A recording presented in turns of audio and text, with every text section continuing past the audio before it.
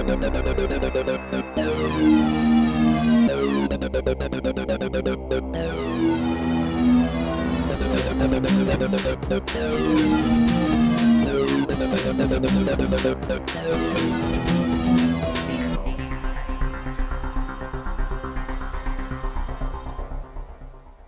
you thinking of the same thing that I'm thinking?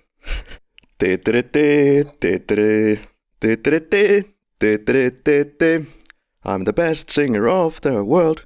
Joo. Finally touching Arizona Smith here on the podcast. Yeah. What is this? This is a film podcast for all types of films. We both have a media background. I'm media assistant and Henrik is studying to be the Master of Arts. How's your German, Henrik, my dear co-host? Well, in case Nazis ever rise up again, the old-fashioned version and not the neo shit we have to go through at the moment, it's not good, but I think I can bluff enough to make everybody believe that I really am Übersturmwaffel, and I most definitely should be put on the control of the fighter jet brigade. At some point I was pretty convinced that we should have a German visitor for this episode, just to translate to us those German bits and check out if they make how much sense. I'm sure they do, but I'm always curious to know what they say, because my German is what it is. I did have lessons for 2 years and didn't learn anything. Sorry to say. Bit the same history with me. Yeah. And also when it comes to Germany, I haven't used the language years at this point. What I did learn is extremely rusty. I don't even bother trying to translate the German dialogue in movies. I just completely go with the subtitle track. I'm lazy in that way. Yeah, and the awkward confessions that we have to go through in this podcast because we are brutally honest.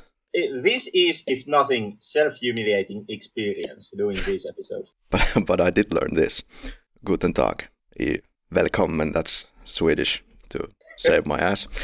Okay, moving on. This is not Bridget Jones. This is Raiders of the Lost Ark. And originally it didn't have the Indiana Jones in the title, by the way. Just so that our listeners know who don't know, that is the case. Well, not in the original advertisements either, at least in Finland, where it was simply, Kadonneen aarteen metsästäjät, the seekers of the lost treasure. Indeed, I remember that. And from that we can get naturally to our experiences with this film. Well, in my case, once again, completely unsurprisingly, it is my father and video rentals. Here you go, Henrik. Here's the VHS for the Hunters of the Lost Treasure, and I will tie you up to this sofa, and you have to watch it for 2 hours. No questions asked, because this is film history, Henrik. Yeah, to me, it didn't go, the first time didn't go that way.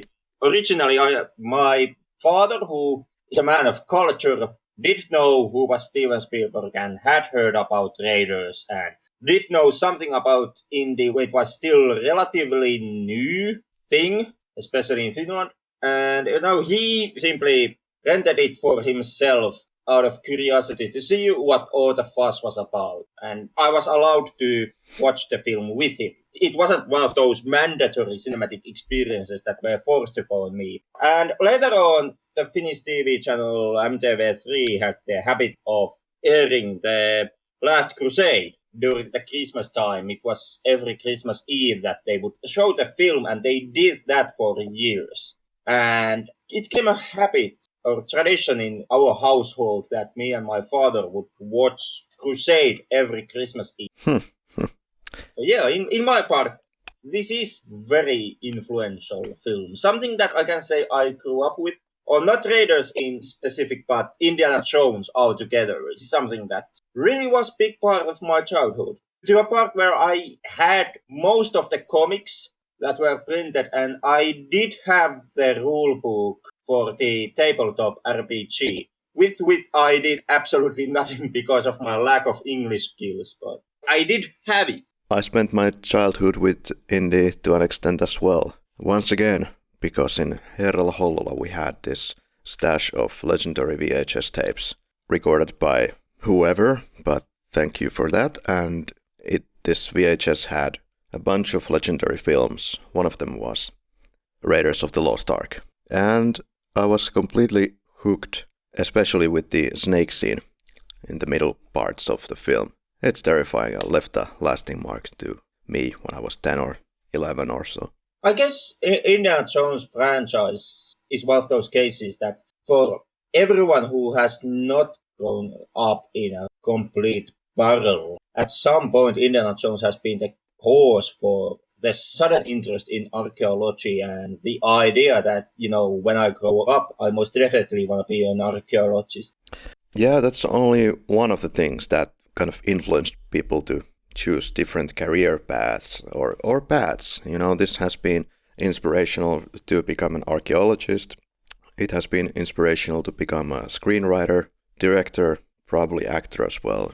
To me, at least, Raiders and Indiana Jones franchise was the reason why at some point, I really was thinking about getting into archaeology. And then my mother came up and explained to me that Nazi Germany has long since been over, and, being an archaeologist does not mean that you get to punch Nazis in the face and have crazy adventures, but instead you are in some desert brushing off some age-old urns and bowls. And that didn't appeal to you?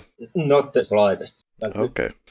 And you? Those are the hard life lessons that in the end will get you in the ass end of Finland doing media study. Because you realize that there is no that one simple profession where you can equip yourself with a bullwhip and beat Nazis and commit a murder on a public space repeatedly and get away with it. But she didn't mention the whip or the fedora, so you could have used those and then brush the ancient artifacts. Well, using a whip is something that I still try to pull off in media studies. If you ask anyone who has to work with me. What kind of movies are you making exactly in this university? I have ways to motivate people. Synopsis of this film.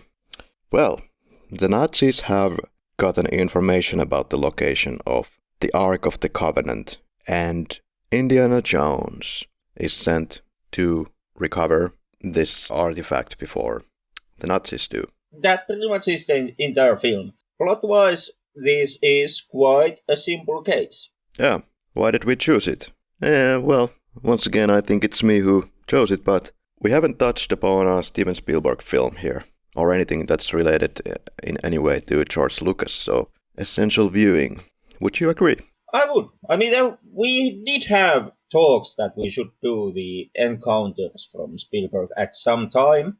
Oh, yeah. Yeah, I haven't touched that one yet. Something happened to it, you know. Well, we did punch in that Nightmare on Elm Street and a bunch of others to kind of help us on the way to do something easier after Apocalypse Now.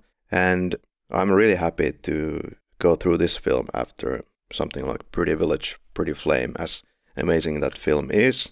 Like a tour de force film, as you said. But goddamn, 13 versions of edits and the subject is so volatile. But it was probably our best episode so far. So if you haven't listened to it, go listen right now. The past episodes, once again, have been quite challenging and pretty rough on us. Not just Pretty Village, but also Akira at points. Yeah.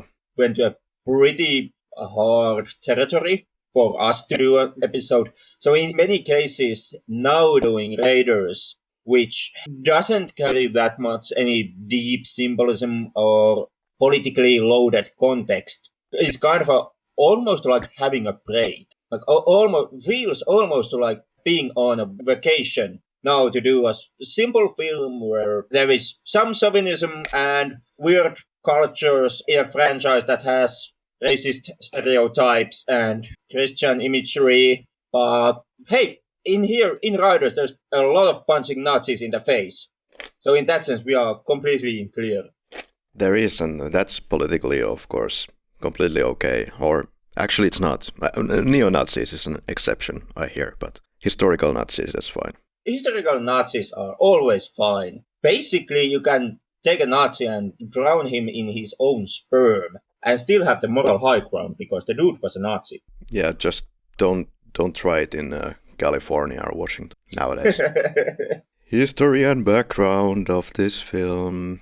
Well, in 1974, Mr. George Lucas wrote The Adventures of Indiana Smith, and it just so happened that Lucas was kind of busy with his Star Wars that exploded to all hell, and he was kind of busy with that, but he was happy to give the project to somebody who had more time to devote to it. So Steven Spielberg had been planning of doing some kind of a James Bondian adventure of his own, maybe to do even a James Bond, but he didn't. I don't know what to think about that. It would have been an interesting thing to see, but it never materialized. So he was talking about this project of his with George Lucas, and Lucas already had the story for this, and Spielberg said, that's great, but your name of Indiana Smith sucks, so they then changed it to Indiana Jones.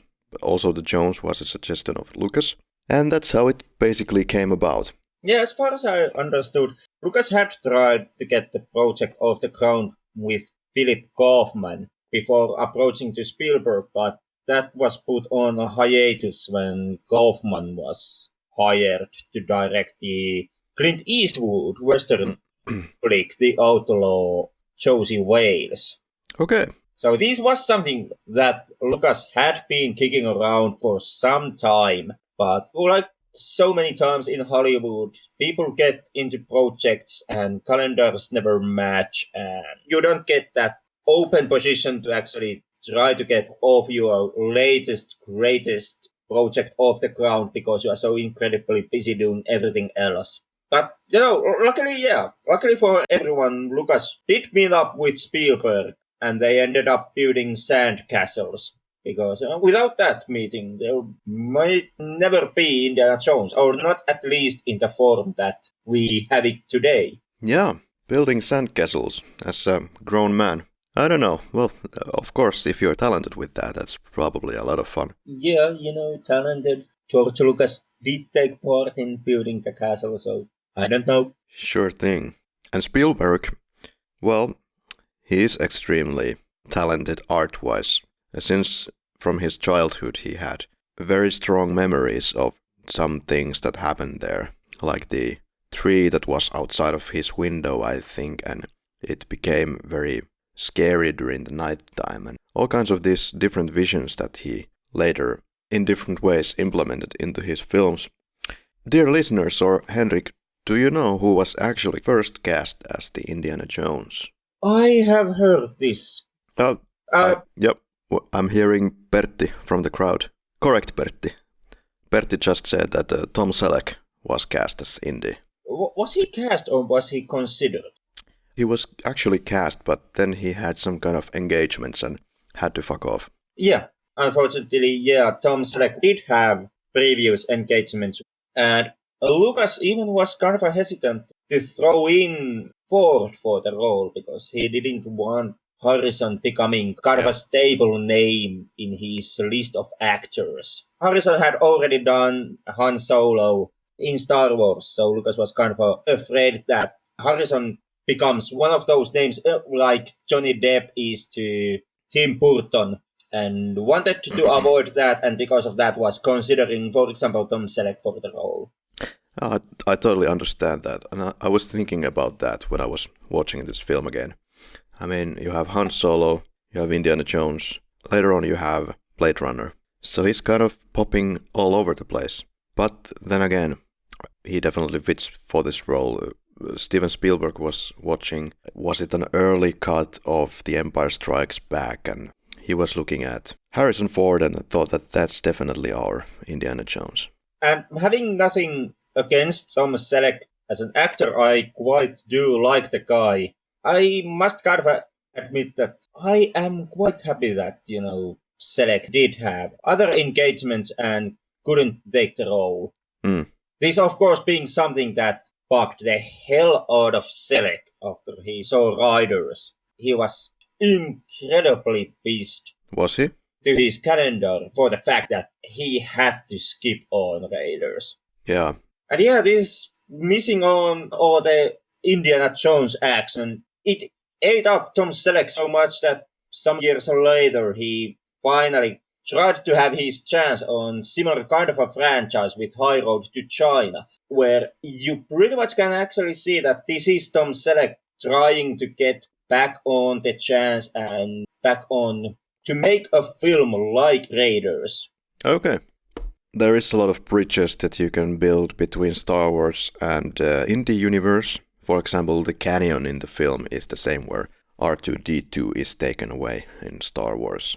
And they filmed this in Tunisia for the majority of the parts. So not in Egypt, it was in Tunisia, the familiar location for Lucas and his group from Star Wars. And it is the film that eventually led Ford to be cast in Blade Runner. Steven Spielberg, only one of the most popular directors and producers of all time. So what to say about him? Rose to prominence with Jaws in 1975. Best known for directing Something Evil and episode of Columbo. He did the Columbo, okay. He also did some lesser known film, Jaws and Encounters. Yeah, never heard. Never heard. Also has done E.T., the entire Indiana Jones trilogy. He directed Saving Private Ryan, Schindler's List, The Terminal, Catch Me If You Can, Jurassic Park, like you mentioned, Close Encounters of the Third Kind, Minority Report, AI Artificial Intelligence, and recently Ready Player One, which I still haven't seen, but I'm really looking forward to seeing that. Which, on my end, I'm trying to skip as long as humanly possible. Why? I'm just dreading to see the film. I haven't read the book, but I've heard some things about it, which really have not piqued my interest in any level. And I did catch the trailer for Ready Player One, and it kind of reeks of this later year Spielberg, which I'm not that interested about anymore. Mm-hmm. Well, it could be too fantastical to my tastes, but Spielberg still has this certain eye that I usually like to enjoy visually. In every way, he's very capable filmmaker. I'm not countering on that, and he still does make very good films, especially technically good films. But on my end, I kind of feel that Spielberg has become a bit lazy now on his later years. When you look at his outings that have come out, The Post, The Bridge of Spies, The Big Fucking Giant, you kind of just don't see the same, or I don't get the feeling of the same edge and the same kind of this headstrong pathfinder going his own way kind of attitude anymore on those films. He's mainly known for pretty much only, let's say 10 films, like really known for these films. And the rest of the time he's been extremely busy producing films. And, well, you don't really get to be known by producing. Like, in practice, you're giving your money away to a project that seems to be interesting for you, that might multiply your money. I think that's kind of how I see producing, so it's nothing very interesting. Then again, in Spielberg's defense, when your filmography holds many of the IMDb top 250 films in it, you set your own bar quite high. I am very understanding that every film that Spielberg puts out is not as influential as his best films, the ones he's most known of. Yeah. But even with that in mind, I kind of feel that during these later years, Spielberg has mainly just made a Steven Spielberg film, which, of course, seeing how this is also the man who in many ways has been extremely influential and has paved new roads for cinema in total. It is kind of I don't know if sad is the right word to use here, but somehow, I still wish that someday I could go to movie theater into a Steven Spielberg film and manage to see a film like Raider, like Jaws, or, one of these mark setters in cinema. And I haven't felt that I've gotten that with Steven Spielberg's latest. Extremely hard, it seems. Even for filmmakers who basically have autonomy of everything with the money that they have in their back pocket. Like, Spielberg is worth like $3.7 billion, I believe. Or his bank account holds that much money, I think. I would say Steven Spielberg himself is extremely... You cannot count his value in money for what he has done for the cinema. No, you can't. But his parents were still born in the US, but their parents were born in Ukraine, or in the Ukraine. And then they moved to the United States. Funnily enough, Spielberg's father is still very much alive. Who would have thought? He's 102 years old. He's alive. Finding that man I have a feeling, is gonna be the theme of the next Indiana Jones film that he's currently working on. Maybe one more for Sean Connery. Maybe. Who knows? The old man can come back from retirement. Yeah. They can be, old Indiana Jones looking at his father and Steve's father and try to deduct which one is the mummy. Pictures suggest that Sean Connery has some trouble walking these days, but that's the perks of becoming old. Well, George Lucas, well, he has directed the original Star Wars, obviously, and the original 2000s prequel Star Wars episodes 1, 2, 3, which didn't go down so well with the fans and the critics.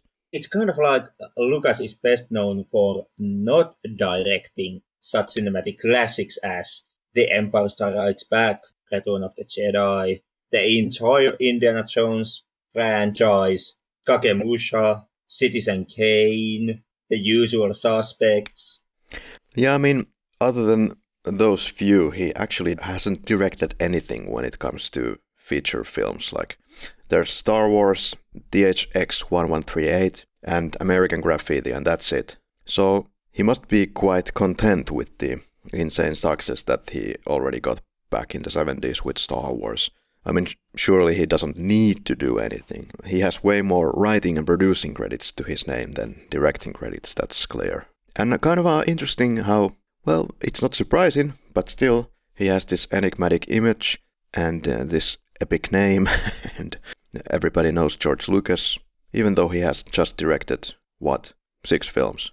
And that is something that, not to kick the man around, but I kind of have the umbrage with the fame that Lucas has. Sure, the man has produced some of the greatest films, and what I've gathered from the behind-the-scenes material, he has come up with many of the great ideas.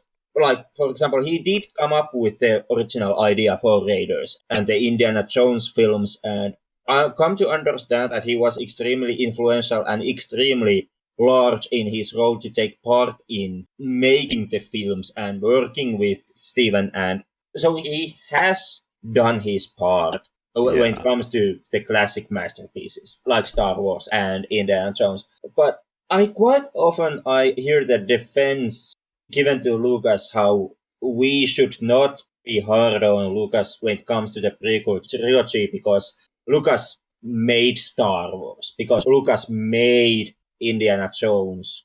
And in part he did, but he didn't direct most of any of that. And I can't quite figure out why it is that Lucas gets so much credit and has such a mythical legend back supporting him, seeing how the directing often was done by someone else and Kasdan was very largely behind the scripts. And, often Lucas gets the credit for the work that someone else has done. And even when you look at, Indiana Jones franchise, well, Lucas sure as fuck did play a big part of behind the scenes, but when you look at what happened behind the scenes of the Indiana Jones films, it quite often comes up that what Lucas brought to the table was less than magnificent. And in many cases, the end result, which we had in any of the Indiana Jones films, was due to Steven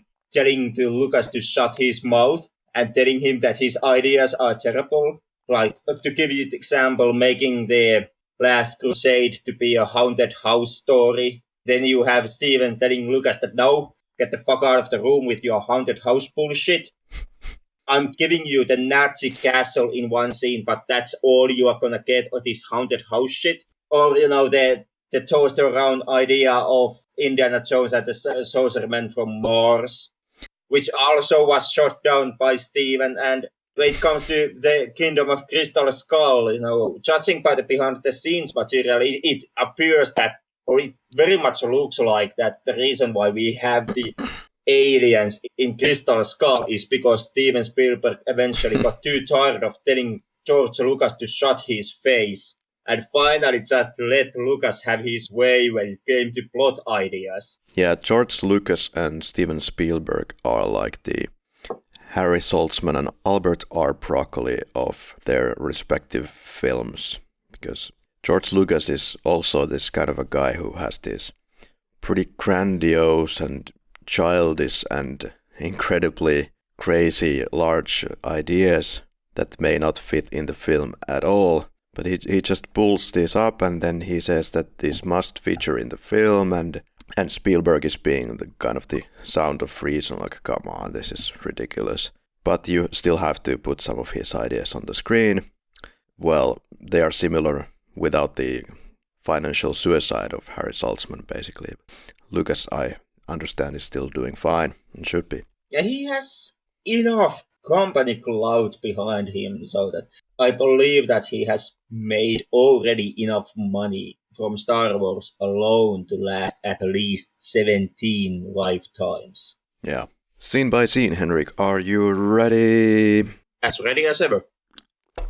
Beautiful. Well, I decided to do something different this time, because we endlessly rave on about how amazingly technical we are. So let's get finally amazingly technical in the episode 30 or so. So I would like to start by going through the first 3 minutes of this film extremely technically, or at least in the sense that I would like to go through like what kind of a shots these are and what kind of a motion is going on in the shot and what's the meaning of the shot and whatever else I might have about this starting 3 minutes.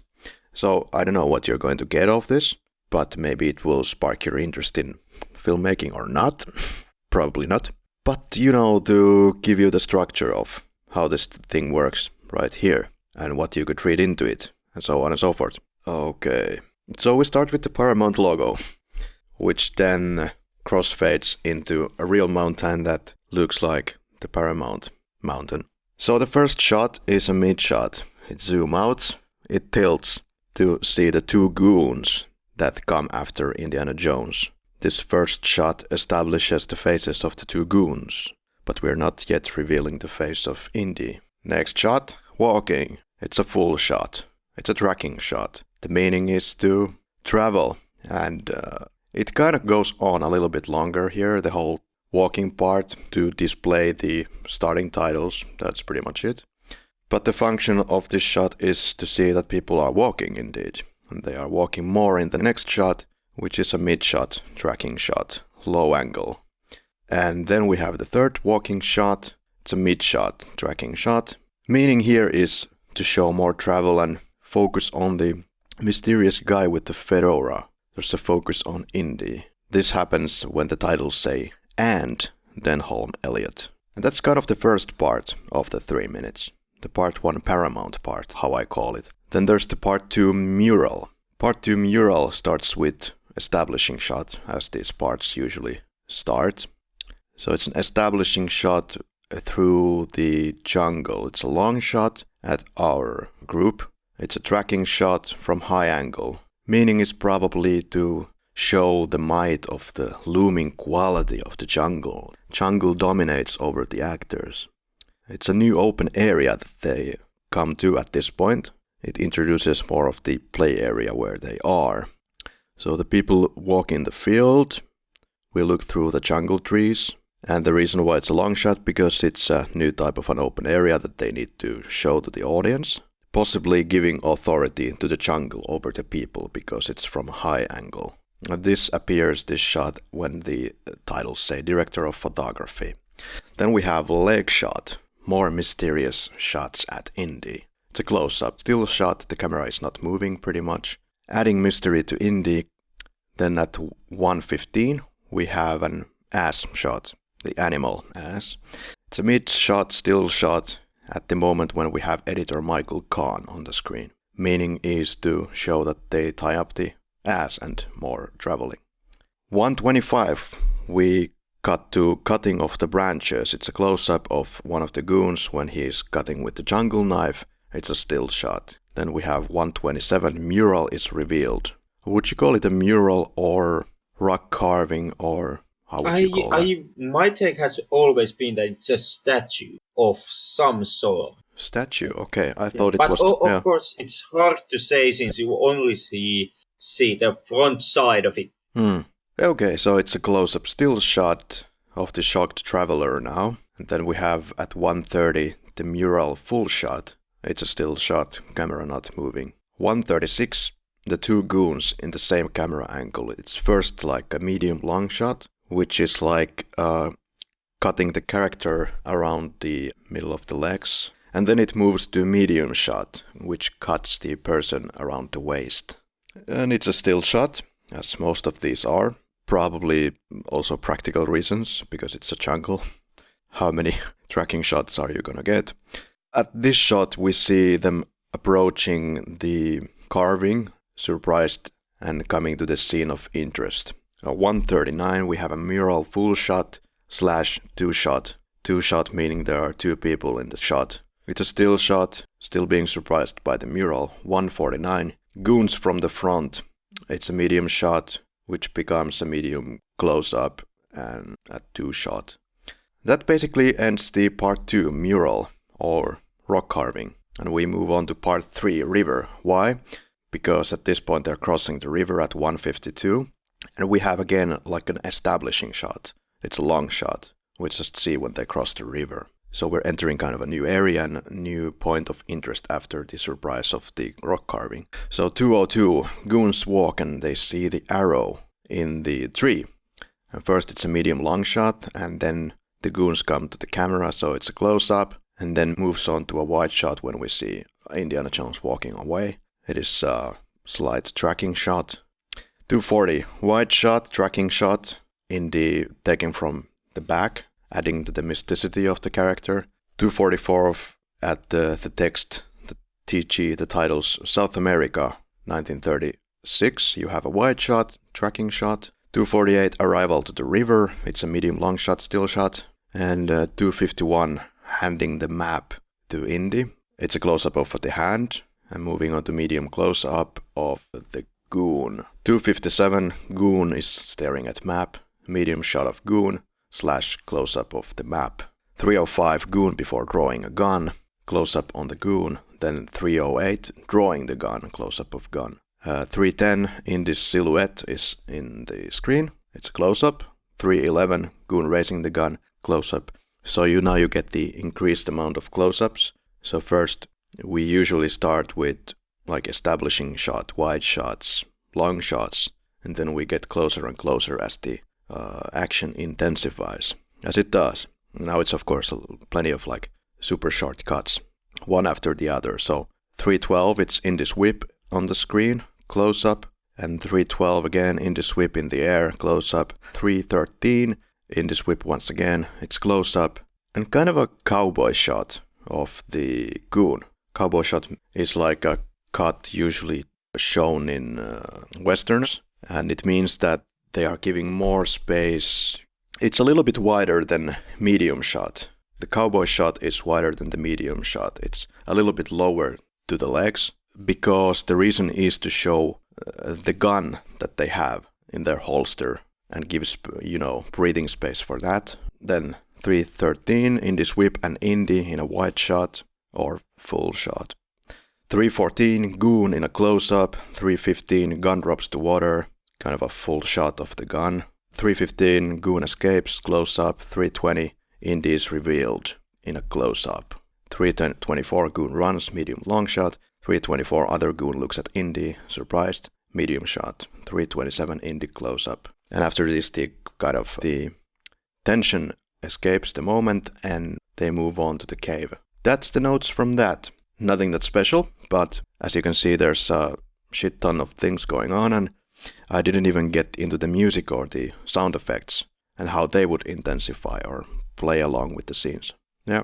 But this is something quite great in how the film is edited, which is presented here at the first time, where the film works in a way that before the action you very much get these longer establishing shots where the camera stays still and there is very sparse editing, letting you kind of see a long take of the shot and helps you getting into the mood and this mysterious atmosphere of what's happening. And once the action starts, the editing becomes much more quicker. A lot of quick chops is being used. Exactly. Yeah, to highlight the hecticity of the situation. This is something that you once again seen later on in the opening of the film when you contrast how the cave itself is being shown and how the film is being edited before Indy sets off the trap mechanisms inside the cave, and after when that has happened and when Indy has to escape from the cave as it's collapsing. Yeah, indeed. It's a very good point to make.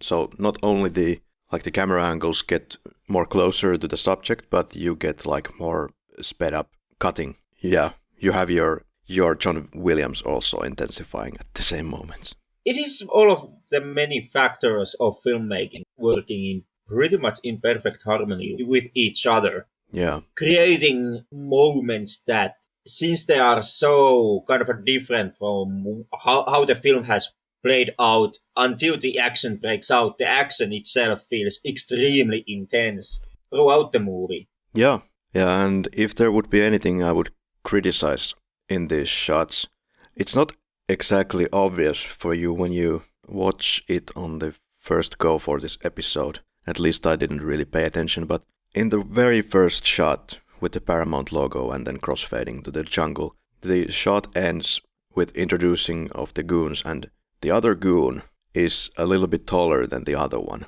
And it kind of seems like that for a moment the camera operator forgets that he has to tilt the camera a little bit more upwards so that he can get the face of the second goon to the shot. But yeah, it's something that I notice when I start to really get deep into this.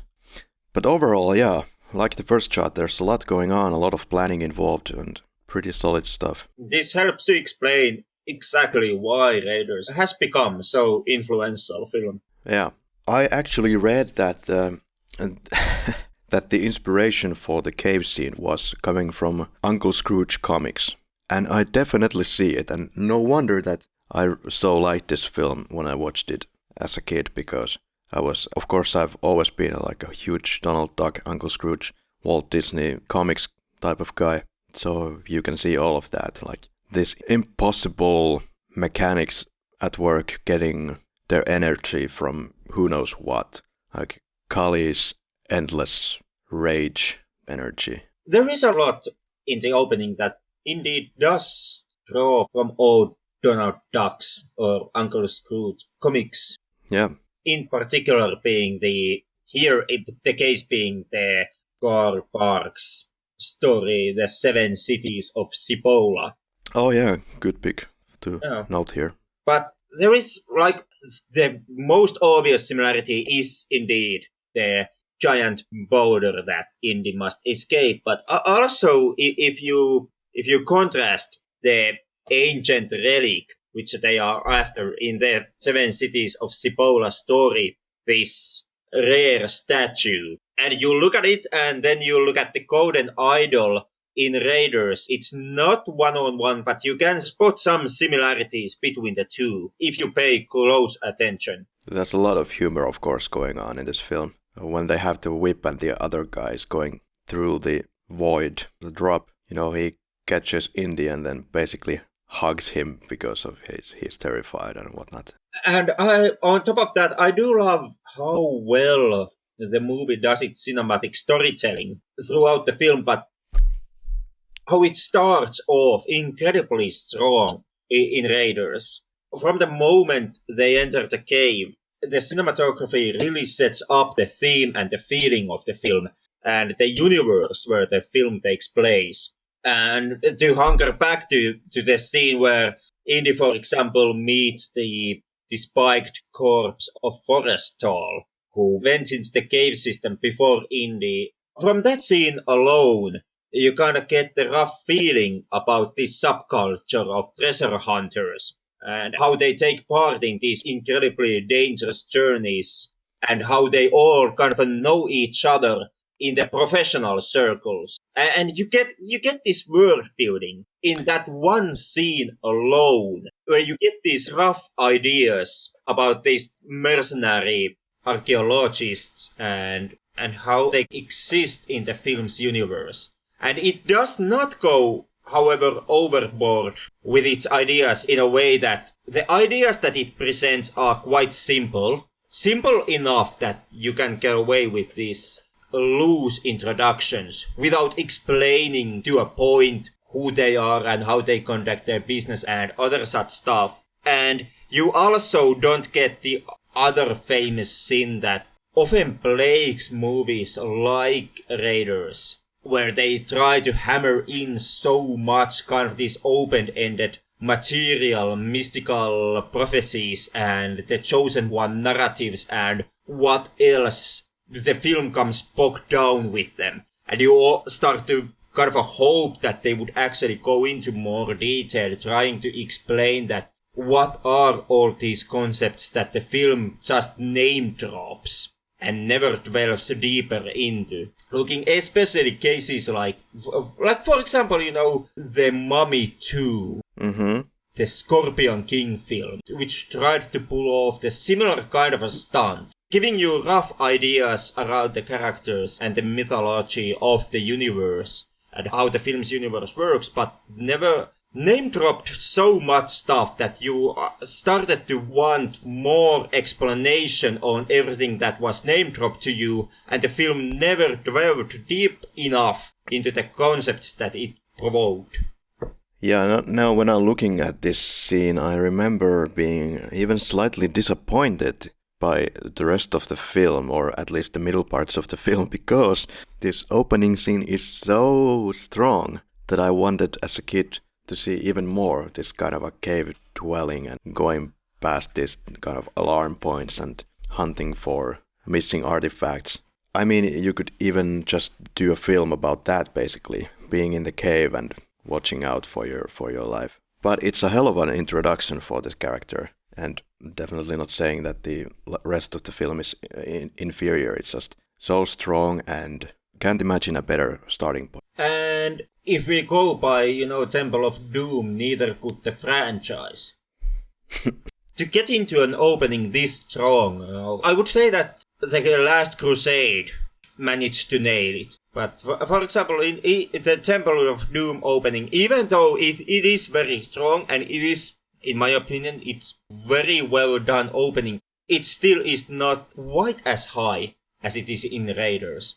Yeah, the director likes to have all kinds of things happening in scenes where you would not expect any kind of danger or any more interesting stuff to happen, but no, they have to throw the snake on the plane.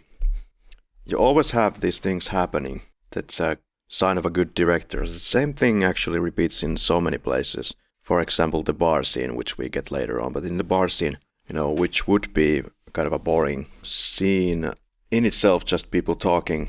But instead of that, Marion is going crazy with the shot glasses, being a very nice bar owner, and throwing them all around and breaking them and moving them from the table back to the bar desk. So always something happening. That's important. That is, and Spielberg does have the consistency in his films that when he does action, he very much tries to put in these small moments where something extra happens on top of the fist fight. Like, hunker back to the bar scene and the fist fight they have in the bar. There is, every now and then, the fight itself gets, I don't say interrupted, but introduced something new, like this one-off element that they use then and there during the fight and never again during the entire rest of the fight. Like when Indy is, for example, pushed over the bar counter, there is that one moment where Indy asks for whiskey and Marion passes the bottle over to Indy and Indy uses the bottle to mash it on the goon's head. There is often these that kind of a small moments. Or just before that, the moment when the main Nazi bad guy turns over the bottle of booze and lights it on fire so that there is this line of fire that is going around the bar counter. Yeah, something I realized during this whiskey moment is when listening to the riff track for this film, which for our listeners is the kind of a track where 2 or 3 guys joke around the movie, commenting on it when they're watching it. Which is definitely something that you should avoid. You didn't like those? Never been fan of riff tracks. Okay. I know they are extremely highly valued entertainment product, but for some reason their comedy has never hit home with me, and I more often than not even find them quite irritating. I'm looking forward to our first comedy film in this podcast. No, but I consider myself to be kind of hard to entertain with jokes, and it's not like all of them like work for me at all, but there are some like small moments where they really have some good points, good ideas. We get to the classroom scene where Brody comes into the class. He's the first one to disturb Indy. I don't think there's a sexual connotation there, but then there is the girl with the love you message in his eyes, which kind of distracts Indy, which is actually kind of problematic when you think about it when we get to the Marion scene and the age factor coming up. It is, and it's also problematic when, just a few minutes deeper into the film, when Marcus is visiting Indy's home. Okay, we'll get to that too. But anyway, I don't know where Brody is working, but he seems to have no regard for the apples that this student with his hard-earned money used on that apple, and then Brody just takes it away to his own pocket. Isn't Brody kind of like the dean of the university where Indy teaches? Kind of the headmaster. Could be. And simply because of that, he's, of course, obviously entitled to his staff's, including Indy's possessions, like the apple. Yeah, it looks like it. He's playing around with different kind of artifacts and, oh, whoops, there he goes and takes those as well to his pockets. What is going on with this guy? Yeah, well, my take was that Brody also somehow curates the museum, or he's the one who has the... Since Indy is talking about selling those 2 items to the museum, since that's kind of how Indy finances his treasure hunting trips. The man still being this mercenary treasure hunter after all. And I guess Brody knows the museum curators, or then he is the head of the museum. And since Brody already agrees that the museum will indeed purchase the objects, it's now for Brody to simply put them in his pockets. So we get some more fancy gentlemen into this hall of the school to talk about something very important. And do you know who these characters are? Because I might have missed this fact. They are just some very fancy gentlemen who know a thing or two about Nazis. It's never stated out directly where they work, but I would take that they are the security branch of the Home Office. Government workers, most likely, military security or intelligence division. And it's revealed that Indy has studied under Professor Ravenwood in the University of Chicago, and this makes the linkage to Marion. Indy is asked of the professor's whereabouts. He can only say that he might be somewhere in Asia. European sections have intercepted a German communique, which is sent from Cairo to Berlin, because Nazis have been looking for all kinds of religious artifacts, and it's no different here. Hitler is obsessed with the occult, meaning the knowledge of the hidden. So there's German digging going on in Cairo, and there is this city of Tanis. Tanis development proceeding, acquire headpiece stuff of Ra, Abner Ravenwood, US. That's the telegram that they receive, that the Nazis have sent from Cairo to Berlin. So the Nazis have discovered the city of Tanis, the ancient city of Tanis, one of the possible resting places of the Lost Ark, the Ark of the Covenant, where Hebrews used to carry the 10 Commandments in several pieces. So the Hebrews took the pieces and put them in the Ark. When they settled in Canaan, they put the Ark in a place called Temple of Solomon, Jerusalem. It stayed there for years, until it was suddenly gone, and nobody knows to where or when. However, an Egyptian pharaoh invaded the city of Jerusalem on 1980 BC, and may have taken the Ark back to Tanis and may have hidden it in a secret chamber called the Well of Souls. A year after the pharaoh would return to Egypt, Tanis was consumed by the desert in a sandstorm that lasted a whole year. And Abner is an expert on Tanis, but he never found the city. Nazis are looking for the headpiece of the staff of Ra and thinks Abner's got it. He doesn't, but he gets killed anyway. Later on, we get this information. And staff of Ra, it's basically the same as saying stick of Ra. You take the staff to a special room in Tanis, a map room with a miniature, and when staff is situated against the sun and the miniature at the right time, it would reveal the location of Well of Souls. For whatever reason, the army that carries the Ark before it is invincible, except nobody kind of paid attention to the fact that there might be some practical problems kind of controlling this kind of a thing, and how it would exactly help an army, and how it would exactly help an army of Nazis, since Nazis are of course the most kind-hearted individuals. The mechanics around the Ark and how it works indeed are, if you want to pay attention to it, quite messy. Yeah, I always thought it was a bit of a stretch to say that you will become invincible by having this Ark, you know.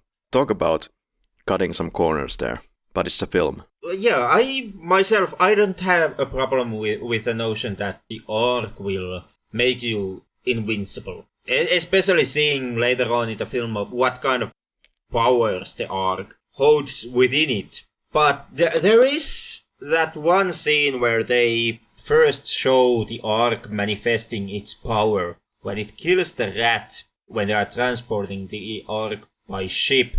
So in that moment you kind of get the notion that the Ark actually radiates something that is dangerous and harmful for living things. And you take that notion with the fact that every time the Ark is being shown in use or being transported, like for example in the illustration in the book that Indy is showing to the government types here on this scene, it is actually done by 4 men carrying the Ark, and therefore being in extremely close proximity to the Ark, which radiates something that is lethal. So how the hell does the 4 men manage to carry over this Ark from one place to another and not die themselves during the process? Yeah, the Ark decided so by itself. Unknown. It's mystical, magical powers. The Ark has read the script and knows that, you know. You can't kill your own carriers. That's the thing. And from here we could turn our attention to the question, is this coming from a hardcore religious people, Henrik? Is this like a religious statement that the Ark is indeed dangerous, period, and we believe that? Or do you need to be religious to, I don't know how to say this correctly, but do you think that the intention was that, okay, we are a bunch of religious people and here's a bunch of religious things that we believe that could be the case, that how the Ark works, or is it a statement that because there's a Bible and because I believe in it, then therefore there are these magical powers related to the story? Well, that's actually quite a tricky question which you propose, because... Yeah, in my understanding, Spielberg was never a very religious person, and in fact, in his youth, he was kind of ashamed of his parents who would have these religious moments, and he was teased a lot in school and got punched a couple of times and got some nosebleeds, and it was a really heavy time for Spielberg, and I don't think that's the angle that he is coming from anyway. No, the obvious answer, the one you've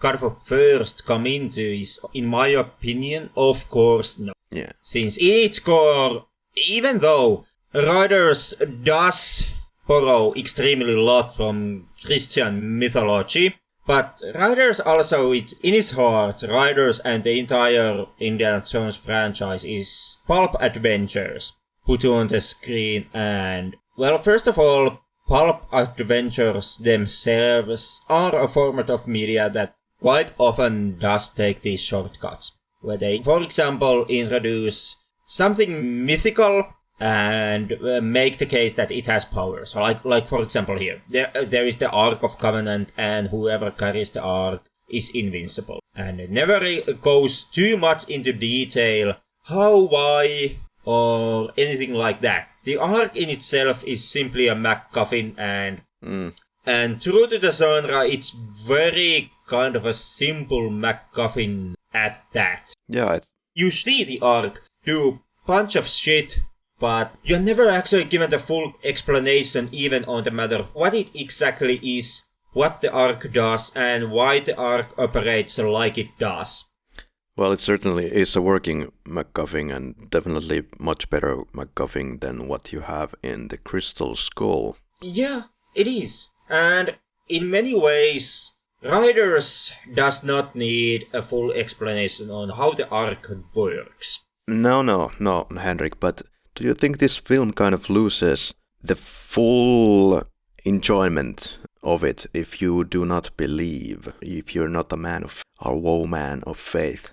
In my opinion, honestly, no. I don't think that the manner of belief in any way affects writers, affects any of the indie films, or affects the pulp adventure as a genre. I don't know, yeah. Because, indie films always borrow something from some religion, as it has to, since we are dealing with mythical fantasy. That's true. Yeah. Yeah. In writers, it's the Christian mythology or Jewish mythicism, and in Temple of Doom, it's Indian religions, where it's once again borrows extremely loosely stuff and never goes into detail. And once again, in The Last Crusade, it's the Christian imagery. Building blocks of the Temple of Doom cult comes from beliefs of that region, from the native beliefs of those regions. Yeah, and on top of that, there is also, or in my opinion, in Temple of Doom, there is kind of shown the dualism of those beliefs. So like there is the light side of that belief, which is the village, and the main religious beliefs that is most prominently shared by the characters in the film's universe. And then there is the dark side of those beliefs, which is the almost Satan worshipping cult that lies in the bowels and the caves beneath the surface. Very literally in Temple's case. And when it comes to the second part of your question about the lethality of the Ark and how much, sharing Christian religion affect that, it is actually the Ark and its lethal effect is something that has been touched upon every now and then. And one of the, I don't know how famous this interpretation or theory would be, but there is the Finnish UFO-logist, Johan af Graan. I don't know. Have you heard of the man? He has been quite quiet for the past years. Yeah, but he really was on the road during the 90s and 80s. And he had actually proposed a theory that inside the Ark of Covenant there would be an alien transmitter. Something that would allow you to, make the connection to the mothership or aliens. And the reason why the Ark of Covenant would be so dangerous would be that transmitter itself actually would be radioactive. So the lethal effects of the Ark of Covenant would actually be extreme cases of radio poisoning. I know very little of the guy, but he comes off not as a con man, but as a jokester. I don't know which one is the case. He most obviously, or at least my take is that he is not a con man. Like, he really believes in the stuff that he's saying, and he's not simply trying to make an easy buck. But of course, once again, we are dealing with UFO-logists, so yeah, says it all. I don't know if having that belief is better than simply being in it for money. Yeah, I enjoy that they are taking some ancient beliefs and bringing them kind of a believability level. Kind of, or what if all these beliefs were true, and this is the result that would ensue. And that is quite typical for the pulp adventures that Indiana Jones borrows very heavily and takes inspiration of. And precisely because of that, I don't feel that you would have to share those beliefs, or that you not sharing those beliefs would in any way kind of harm your enjoyment. No. Maybe as a kid, it's still the best way to enjoy Indiana Jones, when you have these little snippets about your Christianity and whatnot, and then you see this film. It has probably an added effect. Yeah, well, now that you mention it, it actually could be so. Since as a kid, you kind of get the especially in riders, if you are a kid being brought up with in a Christian society, like for example in Finland, you get the moment where you can kind of see the dangerous side of Christian beliefs. You kind of you get that moment of joy where you can see the Ark of Covenant, and you know the Ten Commandments, which gives you a direct link into Christianity and its stories. And then you can see that, the Ten Commandments, they can be extremely dangerous. And there can be floating spirits coming out of the Ark and all this stuff. Yeah, as a kid, maybe that does, in fact, it can give you the enjoyment of seeing the dangerous side of the religion that you might share. And I would say, though, those were kind of different times, Henrik. For example, even in the later primary class years, I remember being on one of these Christianity lessons, and if you would mention that you have like atheist stances, then like most of the class would be laughing at you, actually. Oh, you're an atheist.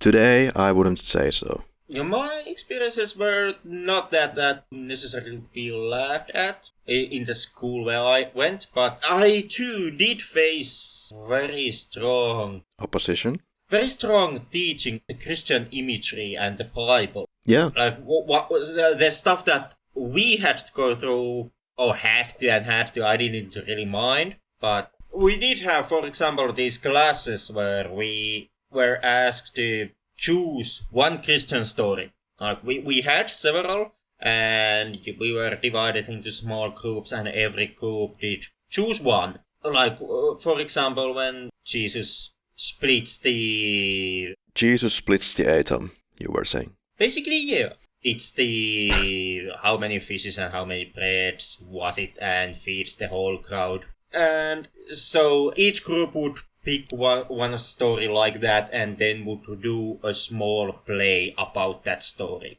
Yeah, looking back at it, it's kind of really weird. I mean, it is, and seeing how young you were, there is that tiny notion of it being a little bit brainwashy.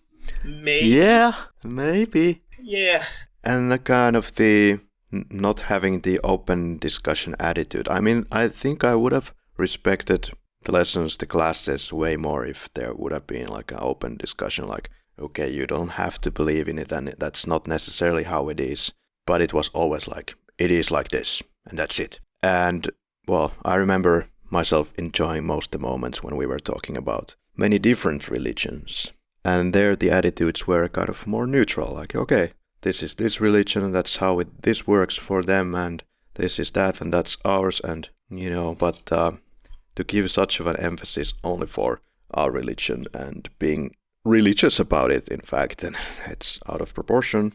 I didn't get teaching on other religions until junior high school. I would have to say that this was maybe max.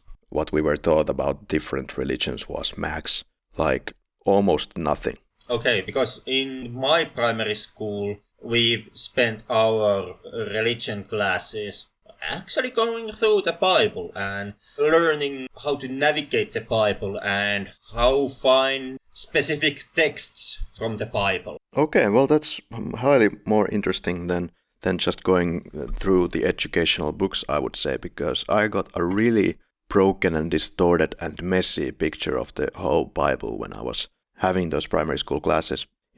I couldn't connect the dots like this is happening in what place and how does it connect to this, and yeah, could have been just more organized. Well, this reminds me of another fact. In the geology classes, we had a lot about Europe, Earth, Finland, but very little touching on different countries, which I was always hoping for. We didn't really get to those.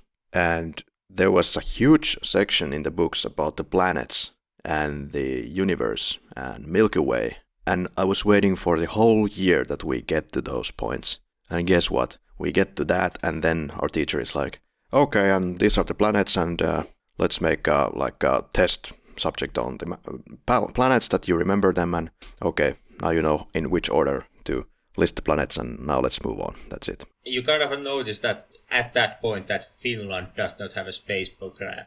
Yeah, you could say that. You can see the reasons why.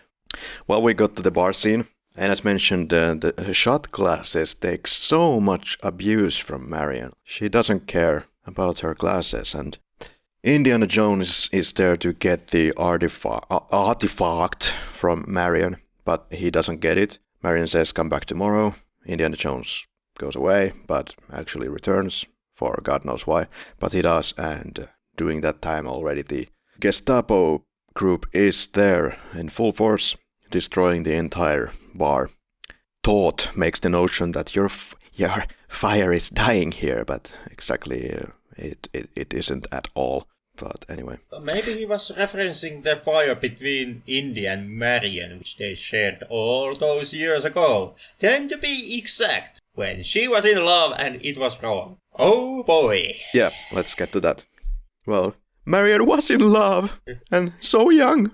And she was. Yeah, and in film's defense, it's never stated in the film itself. But for example, the novelization makes the point that not only was Marion in love, she was also 15. And Indy was something like 24 at the moment. Yeah, at least if you go back to the original material, which may or may not have anything to do with this story here. But it gives the building blocks. But it doesn't state outright that they were 15 and 24. Maybe they were 18 and 24. Who knows? In film's case, yeah, you can make the argument. But it is still, the Marion's age has been kind of talked to death already. And thankfully in film, it does not give you exactly how young Marion was during the time. But I actually came, doing the background research, I did come across an article from Polygon, which actually makes the point that while they were kind of planning out the story and having discussions about this and that aspect of the story, there was a discussion apparently between Kasdan, Lucas and Spielberg about Marion's age, and a notion was being brought up that, hey, what if during that time Marion would have been 11? Ooh, boy.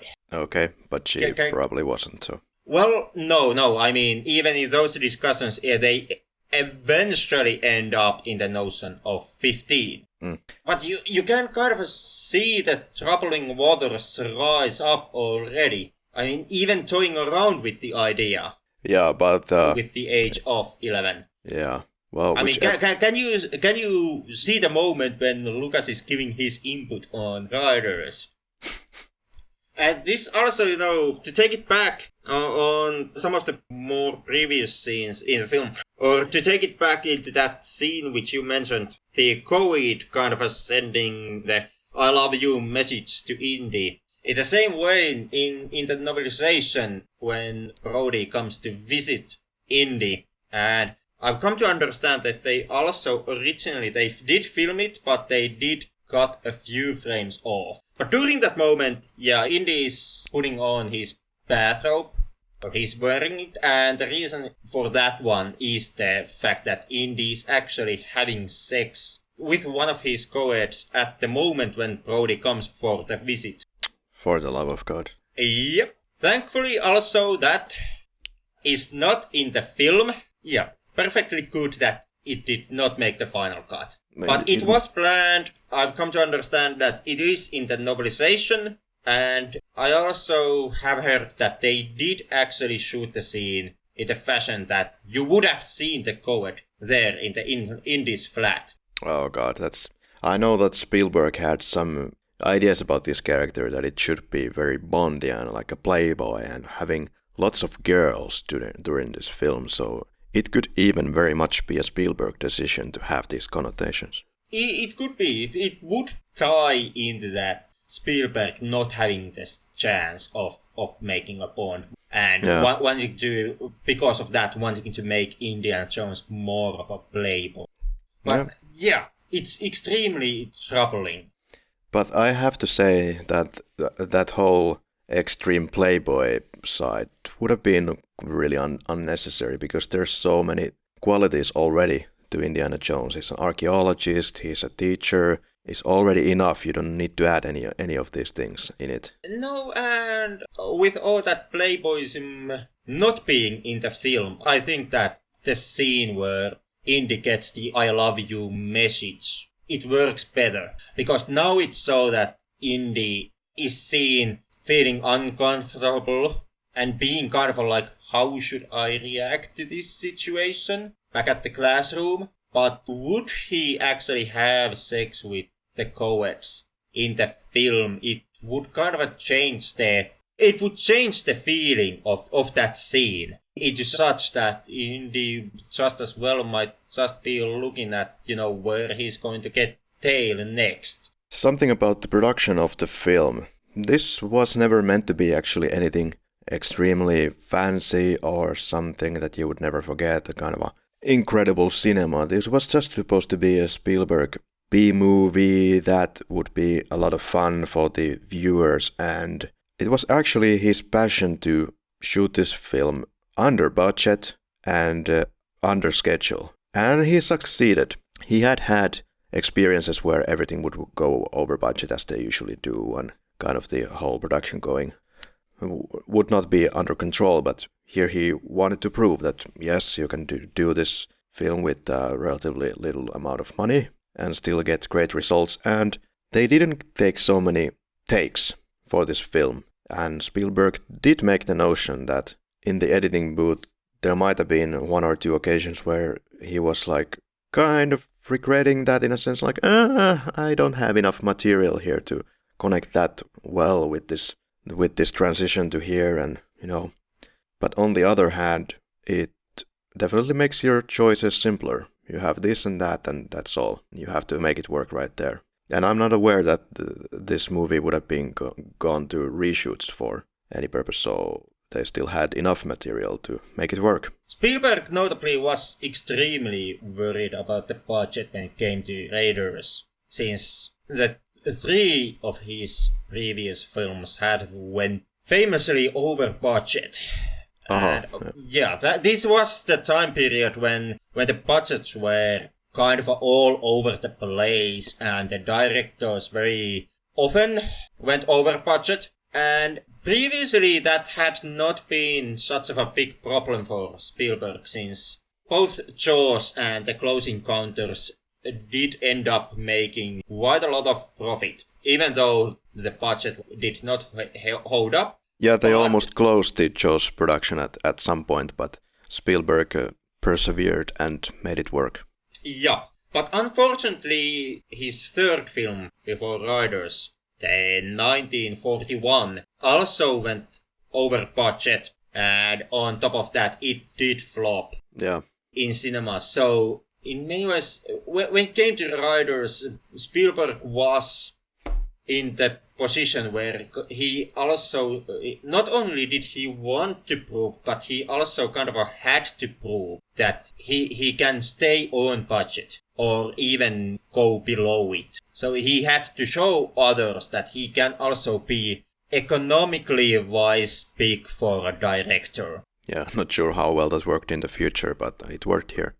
It worked here, and that was enough. Especially seeing how great was the box office for Raiders in the end. And then there is the scene in Indy's flat where Brody joins for a drink. Okay, so we get to Cairo, or actually we get to Tunisia in real life. And we have this rooftop scene, and we're introduced to Salah, played by Rhys-Davies. A wonderful actor. I really like his presence, even though he's always playing the same type of character everywhere. He is really a powerhouse actor. Yeah. Love this guy. Nice to see. And seems to be a guy who pulls a lot of improvised moments to the scenes. For example, I think it's completely Rhys-Davies' idea to have this singing part when he gets the kiss from Marion, but that's just my guess. Could be. Now that you mention it, I in no way would believe that would be outside of the realm of possibility. Yeah. Then we get to the streets of Cairo. There's the one-eyed guy who causes a lot of trouble for Indy, kind of a looming presence in the streets. And there is this Nazi guy organizing his group in the streets of Cairo to fight against Group Jones. It takes like 2 minutes and there they are with machetes. Which brings us to the most, how should I say, I guess the most crude film scene ever filmed, which is of course the moment when Indiana Jones is challenged by the guy with the machete and he's laughing and all prepared for the battle, and Jones gives this, I don't have time for this, and shoots the guy point blank, and that's it. It famously was so that it was scripted to be a very long fight scene, like 3 minutes. 3 minutes. Oh, it was? That's even funnier. Yeah, it was meant to be a 3-minute fight scene. They had drawn the storyboards for the fight, which was, well, if it's Lucas, if we take Lucas's word, it was about 100 images, the entire fight. And then they're just like, I don't care, let's just shoot the guy. Yep. Harrison had visited a local restaurantia, eating some of that local cuisine, and he had actually gotten stomach problems. Oh dear. Like, apparently was the entire cast and crew and everyone involved in the shoot, except for Spielberg, who only, ate the foods that he had taken with him. Yeah, good choice. To the Cairo shoot, which was, I don't know how many cans, I guess, something like 150 cans of SpaghettiOs.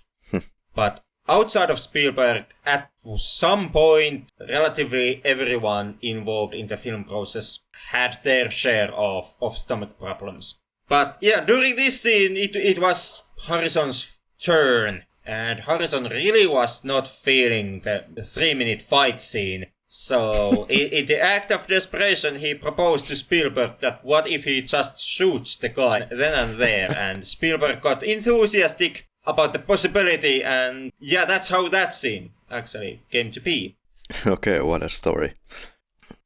Yeah, it's time and time again, I think that's one of the most brilliant ideas that you have seen on cinema. It is. And actually the most logical choice to do under the circumstances. You save time, you probably save a lot of bruises, so there you go. And since you already have the gun at hand, why not simply use it? I mean, the other guy is having a sword, so... Yeah, but I also love the look in his eyes when he's doing that. And it repeats in many scenes throughout the film. For example, he's trying to get on the plane, but then he's introduced to this macho man who wants to pick up a fight with him. And he's like, oh god, I have better things to do here. I have a flight to catch here, man. Yeah, I've been punched in the face enough times already today, so do I really have to go through with this bullshit again? Love it. It is great stuff. And this scene it's kind of the Han shoots first scene of this film. It is, yeah, now that you mention it. And we continue with the true Uncle Scroogean fashion, where the truck explodes that is suggested to hold Marion, but we're given enough possibilities here to assume that she wasn't there because, well, she didn't make any noise when she was packed into the car, for example. They switched the baskets at some weird point at the time for some unexplained reason. Yeah. Never mentioned why they saw all that trouble, but it is the same realm of realism as is also the whole truck being filled up to the roof with high explosives for some odd reason. Yeah, of course, at least that gives a reason for the explosion, but Okay. It does, but why would you do that? Why would you stockpile explosives into a truck? Well, anyway, Indiana Jones doesn't even check the wreckage, although it's kind of suggested during the explosion shot that he's approaching the truck, but then he just decides, nah, not worth checking after all. I just go drink with the ape and cry about Marion. But why wouldn't you? I mean, you can have a drink with the Hitler saluting ape. Oh, yeah. Priorities, man. I would choose the ape myself. And then we get to the Balak scene. Balak. Well, his name is Balak, and he's the fellow archaeologist that seems to play along with the Nazis. However, a famous rival of India. Yeah, there's a bit of great dialogue here all the time. Like, Balak says that, how can I find somebody so close to my own level and try the local sewer? And he makes the notion that, oh, we are so much alike, and I don't really get the alikeness at all, except that they are archaeologists. They are both also quite cold-blooded when the need be. In many ways, Belloc is what Indiana Jones could become if Indy would kind of give in to his darker impulses and be even more for the money in the job. Yeah, they're both very passionate about their field of work and would go to any lengths to get their artifacts. There's a notion about the $10 costing watch that Belloc has bought and that it would become priceless when you bury it in the sand. Well, it's funny, but I don't think that's how archaeology really works, especially when you mass produce these things. Anyway. And then again, in a way, it also holds certain degree of truth. I mean, archaeology has been gushing all over every goddamn arrowhead that it has managed to dig up from the sand at any given time. What are arrowheads, if not something actually at the time quite unimportant, much like Belloc's watch here, but something that has been lost to the time for enough that it has gathered this importance. Yeah, then again I'm doubtful that, well, it would have to be such an incredible destruction here that we would lose all the records. The crazy amount of record keeping that we do nowadays. And to be so lost about history that you would give some kind of a value for this kind of a street vendor clock mass-produced. But, after 1,000 years, it might be so that there has no longer been street vendor clocks for like centuries, and in that time, who knows? Maybe that clock in that part of time, it would kind of be a memento for times that have been long gone. Then Salah has the great idea to protect and get Indy out of the hard situation by risking the lives of a bunch of kids who protect him and get him out of the Marhala bar. It's funny how much they are clinging on to Indy. Seems to be their idol or something. Well, he is the quote-unquote uncle. I have to give it to riff tracks. Was kind of a good line. Indiana Jones says, Marion's dead. Salah says, yes, I know. Her foot landed on my balcony.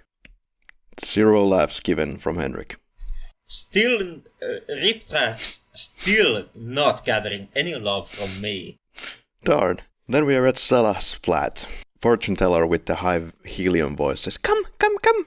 And there's a warning in the amulet, apparently, and it holds a goddamn ton of text that can be read in several sentences. There's a warning in the amulet not to disturb the Ark of the Covenant. First of all, I had no idea what the hell they're talking about, so I had to get back to this scene. So 6 goddamn high, I don't know, still don't know what that means, but apparently it's the same as 72 inches, which seems to translate to 1.8 meters.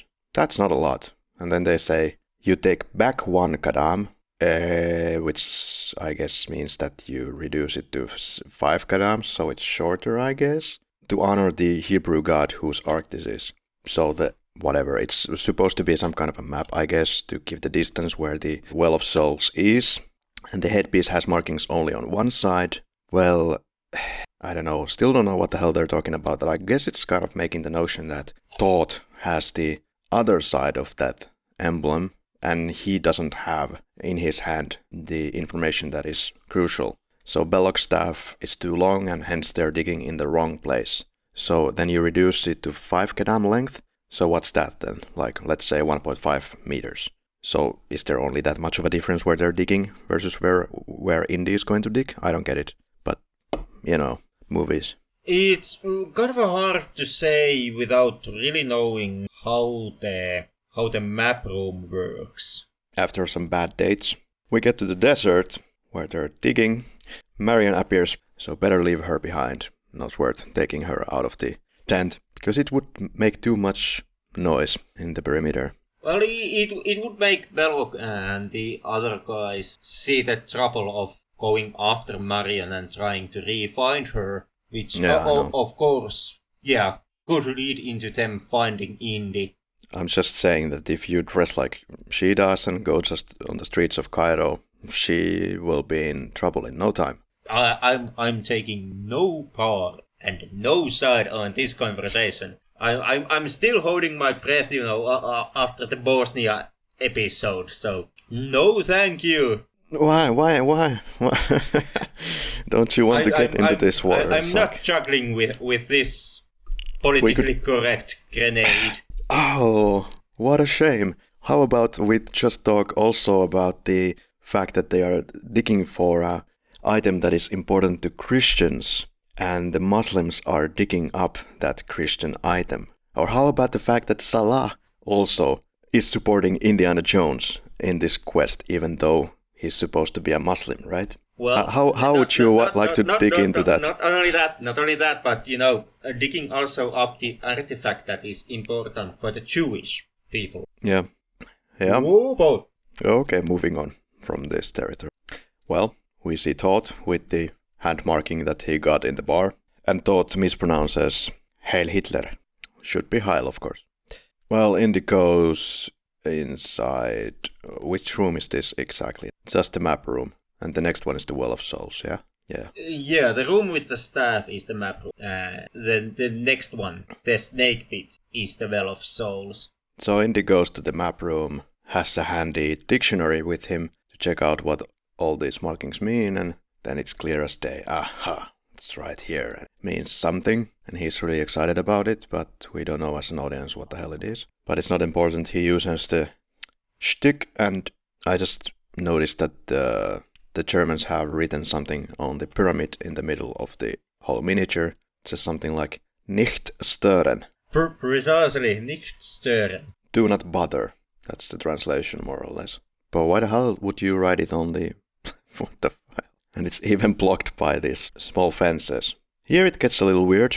John Rhys-Davies throws the rope with the Nazi flag on it. I'm not sure exactly what happens in between here, because he's found by the Nazis, and then he starts to serve the Nazis, and somehow he has the time to come back there to throw the Nazi flag at item, and then Indy gets out of there, and I don't know, then attention is not paid after all to what Salah is doing there. My take was that it was only that one patrol of Nazi guards who even noticed that Salah is somewhere where he's not supposed to be, and right after Salah first leaves the premises and shows that patrol that it's okay and he has left the area, then everybody just loses their interest in Salah and he manages to sneak back in. Yeah. Well, there's the tent scene with Marianne and Rin Belloc. Belloc seems to want to, I don't know, is it a wedding gown, wedding dress? Anyway, I think it's just a dress. Okay, it's just a dress. In the Cairo desert right now.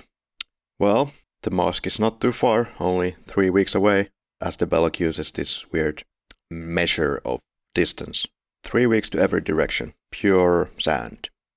But yeah, Belloc tries to get into the pants of this particular American throughout the film. Not particularly successful after the Well of Souls incident, or in any other part for that matter. Indy and the company finally dig into the Well of Souls, and Indy and Salah seem to have superhuman strengths inside the Well of Souls to be able to remove the top cover of the Ark, which happens to be made from stone with just the power of 2 of them, but nevertheless they do, and Marion is dumped into the same well. Indy rips off the lower part of the dress. For the fire! I don't have any promiscuous acts to make in this particular well right now, maybe the next one. The statue appears to be extremely lightweight to be from stone. I mean, it shakes a lot when Indy is climbing it. But who knows? Maybe it's made from rubber, you know. Theme song starts when the statue starts to fall, ends abruptly. Skeletons make noise. Ah!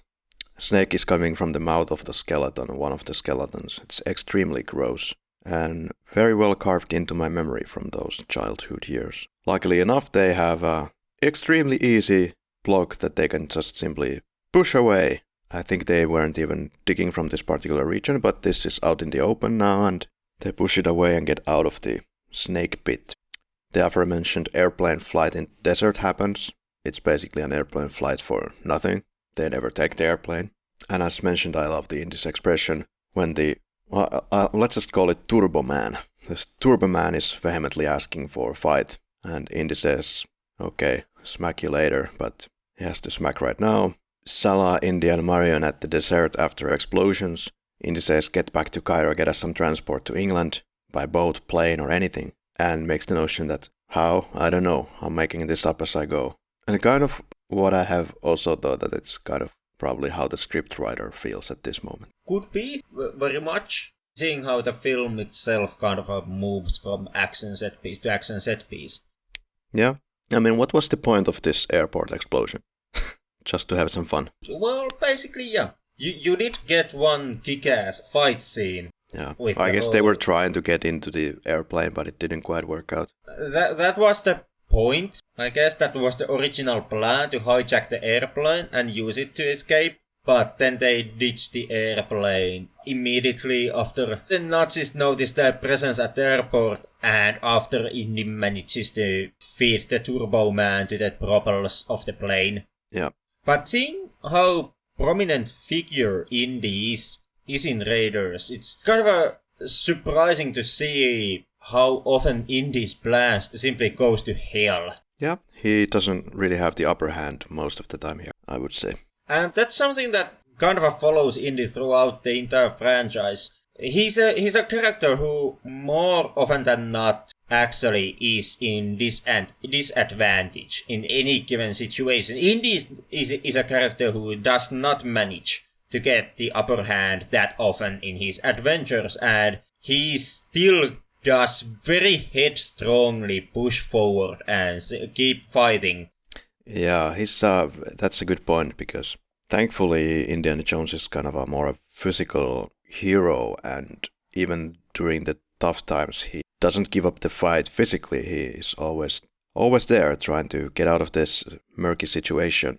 Unlike in some adventures where you have this hero who is now under the control of the enemy, and the enemy is not given a lot of things to do for a big portion of the film. And it could be that the hero is only able to influence some entities outside of the situation so that he can call the National Guard and bring them to save the day or distract their attention somewhere else so the hero can escape finally. But Indiana Jones is always, pushing it by himself. Yeah, we have some great stunts here and there. Not sure how much Harrison Ford was doing the stunts here, but at least he clearly did have those spiders in his back in the very beginning of the film. And also, I like the mortality of our hero in the sense that hero gets shot here and the blood gets spilled all over the car. So it's nice to know that you can hurt this character. It does bring a lot to the action when you show that the hero actually does get hurt by the proceedings. It's the same thing as with Die Hard, where making the point how vulnerable John McClane really is lends extremely a lot of material to the fights. True. So it's good thing that in both franchises, both in Indiana Jones and in Die Hard, the later entries to the series have kind of completely thrown away the point of the main character being vulnerable. At one point during the fight, Indy goes under the truck. Well, the baddies in the car in front of them would have had ample time of just shooting Indy, but they decide not to do that and just enjoy the show, it seems. And the truck finally drives into Omar's garage, and the baddies don't find him. They just come to this turning point in the road, and the German kills an invisible dog with a watermelon. And then we cut to the weird captain with a name like Katanga. This cannot end well. But no, he's a good guy after all, and Salah gets a kiss, gets excited, and we get to the ship. Indy gets hit with the mirror. Such lungs, So the whole Tyrrhenian Sea, or the whole Mediterranean Sea, can hear Indy cry in agony. After which we get the kind of a weird shot of the stuff burning inside the Ark box, giving you the notion that there's some hidden energy, which we already knew, which is now burning on its own. Also seeing how the burning works here in this scene, with the notion that the power inside the Ark comes from God, since the Ark holds the stone tablets of the Ten Commandments, which themselves came from God originally. There is kind of the notion that since the burning concentrates precisely on the swastika and precisely burns the swastika, oh yeah, you can almost read it like, at that point, not only is it foreshadowing for what happens at the end of the film, but you get can get this notion of God being disapproving of Nazis. Good point. Yeah. The Nazis take over the ship. Marion makes the notion, "Don't you touch me!" What is this movie trying to tell us right here? Do you want to dive deep into it? Because it's not important to leave it in there. Don't you touch me. You could have cut it before that happens. But it's left there, and yeah, it's not hugely important, but it does show that Marion herself has some spunk and is not that afraid in the end, even when Nazis have the full force on the ship. She's still kind of putting up the resistance, even though that resistance does not lead to anything. Peace de resistance. Then there's Belloc's smirk at the situation when Marion tries to hit the general and is rescued from the situation by the Black Capitan. Well, is that a shallow reference to, a kind of low-level reference to the racism of the time? What's your take on this? I would not take it into that direction. I can see kind of the outlines, how you could make that take on the scene. It's rather amazing that also the Nazi is even talking to the black guy. But it seems that this particular Nazi is as not far in the Nazi end as somebody else might be, because he also makes the notion later on that I'm a little bit uncomfortable with this whole Jewish thing going on here. So he's just a little bit uncomfortable, but not outright completely against it. He also does show that much courtesy to the captain and the ship's crew that he does not explode the ship using torpedoes right after they have returned back to their submarine. Good point. So this guy has, I don't know how it would be without his rank, but maybe it is that the rank outweighs whatever other factors he could see in that human. Now that you mentioned it, it very much actually could have been that. Indy swims to the submarine, grey submarine, and the ship group is making a hell of a noise when Jones gets on the submarine. First thought is like, stop that right now. I guess nobody's listening because he's able to swim with the submarine like half of the Mediterranean Sea. I'm guessing that Indy is inside the submarine at that point and not outside, because that would take hell of a big lungs to do that. Even bigger than the ones that he used when he got hit by the mirror. That it would. It gives you the notion that seeing how Indy is climbing on top of the submarine, it gives you the notion that Indy is eventually getting inside of the sub. Which of course does mean that Indy must roll some natural 20s in his stealth checks in order not to get caught while inside the Nazi submarine. We get to Hitler's party cove that, for whatever reason, appears to be in one of the Greek islands or nearby Greece. And there they are, secret base, which is actually a weird direction if you are leaving Egypt, Cairo. When you look at the map, well, obviously Egypt is where it is. So Actually, it's not that weird. Perhaps because Indy comes with the ship to the other direction, probably going towards Europe, maybe to the Italy direction. Then they're attacked by the submarine group, and then they turn back to the secret military base. That just happens to be around Greece. Well, the guard comes on Indy, surprises him, and does not care about the moment of putting on the clothes, and he's just saying something about I only got the Schwein part, and then punches him in the stomach. Problem solved, he got some bigger clothes from that guy probably. But still not clean shirt, since he's bare-chested underneath the jacket. Well, then there is the weirdest part of the film for me, like the Jewish Nazi Covenant Cavalcade. The Nazi makes the notion that I'm uncomfortable with this Jewish ritual. Okay, why do they really need to go through this Jewish ritual to reveal what's inside the Ark? Well, it seems that, as mentioned before, the Ark has read the script. Wouldn't Dine Führer be more satisfied if you did not have a Jewish ritual in the islands of Greece with a creepy French archaeologist, I mean? Could you not just test drive the gear on your secret cove base? Why do you have to drag it in the middle of the island? And why the hell is that island so dry? Oh well, I forgot you're in Tunisia, really. With a rocket launcher? I mean, okay, maybe there's no better choice. But I mean, couldn't you think of anything better? Some better ammunition, some better gun? I mean, you could have just called R2-D2 for the situation since you are there. Well, you couldn't actually get R2-D2 to help you, seeing how you actually smashed him into pieces when you broke out of the Well of Souls. But they do go through this whole operation of carrying it to the cave or some location, but the god is angry and kills everyone, and that's it.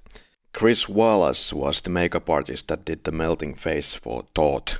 They used the same material that dentists use to take a mold of the teeth. I don't know if you have ever had the experience getting to do some kind of a mold on your teeth, but I have, and it's extremely uncomfortable. Imagine somebody, if you have had that in your teeth, imagine that on your entire face and then somebody ripping it off. That's probably gonna hurt a lot. And that is commitment to your craft. Absolutely. And after the mold, you make the skull of stone and you add different layers of stuff and gelatin that melts. And that's the face. And of course shot with a high-speed camera, or it's like a time-lapse, which you obviously see nowadays. I mean, it's a good point that this Chris Wallace or somebody from the makeup artist said that nowadays they should do, these practical effects, but they should combine it with digital effects to improve upon it, to get rid of the faults that you have in practical effects, as you have pointed out as well in this podcast. Thought is totally toasted, but that's not the only character that bites the dust, I guess. There's also Belek. With his famous exploding head. It was so gruesome when they originally showed the film that it actually merited Raiders an R rating. The film crew really wanted to escape that. They later on in post-edit added the flame effects so that it covers up a little bit the explosion, making, I guess, a bit more viewer-friendly. Very little. I mean, it's still a pretty gruesome film when you think about it for the kids. It is. It is surprisingly violent. And Temple of Doom even more so. Even more so. It's Temple of Doom is kind of as dark as this series gets. Yeah. Then there's made the comment that the top men are working on discovering what kind of powers this Ark holds, but I guess the top men have decided not to be looking into it after all, or the top men have discovered that it's too dangerous, and they just dump it in the middle of an extremely huge warehouse. And looking at it must most definitely be a mirror effect to make the warehouse look so big, and it's quite clear that it's a mirror effect. Pretty nice. That's practical effects for you. That's the movie, Henrik. Coming to a fitting conclusion. What do you think about the music of John Williams in this film? I really do like it. I think that the Indiana Jones theme is some of Williams' best work. I'm a little bit split on John Williams. I will have to say that I'm not the biggest fan of John Williams. There is definitely something wrong with you. What, you more of Hans Zimmer guy? Well, absolutely I am. I mean, first of all, John Williams's orchestra in Good and Bad, it always sounds exactly the same. And his orchestrations are always very similar. And if you take out, a couple of the main themes that he goes through, for example, in this film, there's nothing there. There's nothing there. It's just a bunch of noises after each other. It's more like he's doing some experimental shit and not making a lot of not very rhythmic music. But he has the ability to make incredible theme songs, like the indie theme, or which is in this soundtrack actually titled as The Raiders March, which became known later pretty much as the Indiana Jones theme. Then again, when you look at the theme, they are kind of interchangeable. They sound really similar to Star Wars and all the other stuff that he does. And he plays kind of the same notes, right? And it's kind of the same stuff. That's an interesting notion, because that's kind of the same problem that I myself have with Zimmer. Okay. I haven't had this problem with Zimmer, although it's kind of the sin of many musicians for movies that they just have to do something kind of plain and not very melodic and not so interesting all the time because they don't have time or they just don't have any ideas left. You make a couple of themes around the film and that's all you have time for, and maybe that's all you have in your mind.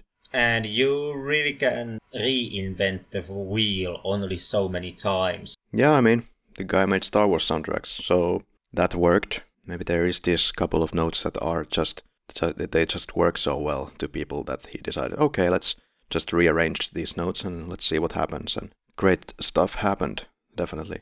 But I really dislike the way that John Williams' orchestra sounds like. I don't know if they're always using the London Symphony Orchestra, but there's a shit ton of echo, first of all, in his orchestra. Well, like there usually is, but there's a lot of that, and it just sounds kind of cold. I don't like the way it sounds. I just don't. I'm not a musical expert in any fashion, but I'm not a big fan of John Williams and his orchestra. But I do admit every day, always, that he makes great themes. And the rest of his soundtrack is like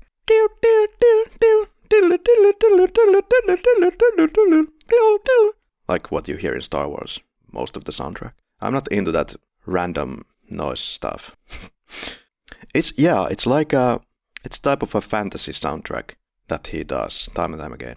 I don't like it, if that makes any sense. It makes a lot of sense, and I'm not disagreeing with you, or to a point where I would say that you are wrong. I mean, it's a matter of taste. I quite like it in a way. I don't have a problem with those elements. I do, of course, freely admit that when it comes to John Williams' soundtracks, it more often or not, it is those great themes which carry almost the entire soundtrack. If you listen to a lot of John Williams, you get a lot of music that I like, which you described as experimental, but you don't get those incredible highlights, except maybe in the themes. Yeah.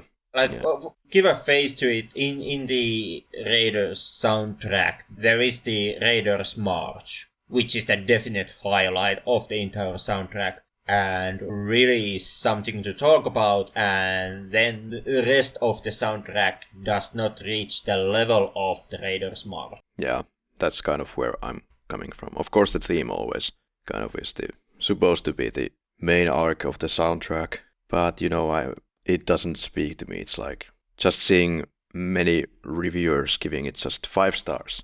5 stars for the entire soundtrack. I'm like, did you listen to the soundtrack? I mean, what's there so amazing at points that you would give it 5 stars? Just for the main theme, I guess. Well, it's in my opinion, it's an okay soundtrack. Those other songs are pretty good in their own right. They don't rise to the level of the Raiders March, the theme song, but I think that they do a pretty well job as what they are. This is a problem that often arises with movie soundtracks, where there is that one theme that is really, really strong and is the iconic piece of the music, and the rest of the soundtrack is not on that level. Like, I had the exact same experience, for example, with the soundtrack of Conan the Barbarian, where is that the official theme of the film and the rest of the soundtrack is not as strong, or likewise with RoboCop, where the RoboCop theme is extremely strong, and the rest of the soundtrack is more or less different takes of the theme, or then, good music, but not on the same level as with theme. Yeah. Also, I have to wonder, in how many occasions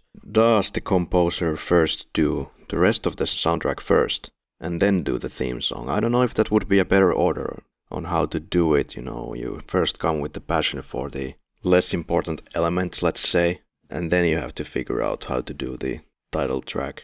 Well, if that then means that the title track is going to be shit, then that's probably not going to work. There is of course, you have to take into account the fact that in a movie soundtrack, a lot of the songs that are being written and recorded are made for less important scenes, and the theme song is reserved for the main events. Like that is automatically kind of the point where you put most of your energy, since that is the most clearing part of the soundtrack, and rest of the music that you make is kind of just accompanying with scenes. Yeah, maybe it depends how you approach it then. Okay, everything should be important. You can raise so many scenes with better music, but there's also how you approach it, like directorially, I guess, as well. Like, are you going to give more focus to the music, or kind of keep it in the background where it's just amplifying what's happening on the screen? It's an approach that you have to decide. But premiere and box office. The budget was an estimated 80 million, and cumulative worldwide, according to IMDb, is $389 million around the time. Not bad. Not at all. Kind of a bank-exploding box office. Jumping on to video games. Which have been not, unfortunately, as plenty as I would have hoped, personally. There was the original Riders of the Lost Ark, the movie tie-in game, which was made for Atari 2600 console, but most notably, and then there were the platformers for Super Nintendo and Sega Master System. Yeah, with the name Raiders of the Lost Ark also. Not with that name. They are more tied into the franchise in general. And now that you mention it, if I remember correctly, even the Master System game was tied around The Last Crusade. It's really hard for me to remember on the spot, since it's been, fucking decade or two since I last played it. Yeah, if we think about series-wise, there is Indiana Jones and the Temple of Doom for Famicom/Nintendo Entertainment System, NES, released in 1988, Indiana Jones and the Temple of Doom. And I guess from the Raiders of the Lost Ark, you don't really have any other games than the Atari game, it seems. No, it almost looks like no one ever believed in Raiders enough to make game deals. And you get all the indie games only after Raiders. Once the film has actually proved that it has franchise potential. Kind of funny because, the Raiders of the Lost Ark, you could just even later make fantastic games out of this, from the beginning to the end. Especially from the beginning, it's pure video game material with all those boulders that are following you and cave that is collapsing, and you could make a puzzle game or puzzle adventure. Which were made later on. There were the LucasArts adventures, which covered at least the third film. In the early 2000s, right? Oh yeah, there was also in 96 Indiana Jones and his desktop adventures. Which were extremely terrible to play. I tried it, and I tried also the sister product, the Star Wars desktop adventures, and they were both excruciatingly bad. I guess as bad as the title. Kind of the best Indiana Jones gaming that you could get were the early point-and-click adventures. The Last Crusade, and most notably the Fate of Atlantis. Sequels, we of course have them. This is followed by, if you still don't know, this franchise, followed by Temple of Doom, and then followed by Last Crusade with Sean Connery. And then after that, absolutely fucking nothing. And then after that, absolutely fucking nothing. Yep. Let's leave it at that. If you are trying to bring up notions of some kind of a fourth film in that trilogy, it most definitely does not. Yeah, I think there was some rumblings that they were going to do it, but they didn't. Yep. Okay, the categories of pure swiftness. Favorite performance. Go ahead. I guess it goes without saying to Harrison Ford. Yeah. Indiana Jones has been created right here. Let's go with Harrison Ford. Favorite scene? Well, let's let George Lucas go first. His favorite scene is the basket case. Harrison Ford doesn't know Spielberg's favorite scene. Truck chase going under the truck with a whip. And Henrik? I would go with, even though I do very well understand why going down under the truck with the whip would be picked, I myself would go with the indie shooting, saber-wielding guy. Yeah, I would go with that as well, but if to pick something else, I would pick the introduction of this film, the entire cave scene. It's perfect. It is. It is extremely perfect, as is the truck fight that Indy goes through. Yeah, that chase scene takes like 55 years, but it's worth every day. Favorite quote? Spielberg, go first. Spielberg said that it might be, why did it have to be snakes? Asps! Very dangerous. You go first. I would even side with Spielberg on this. Well, actually, quite surprisingly, so would I. Okay.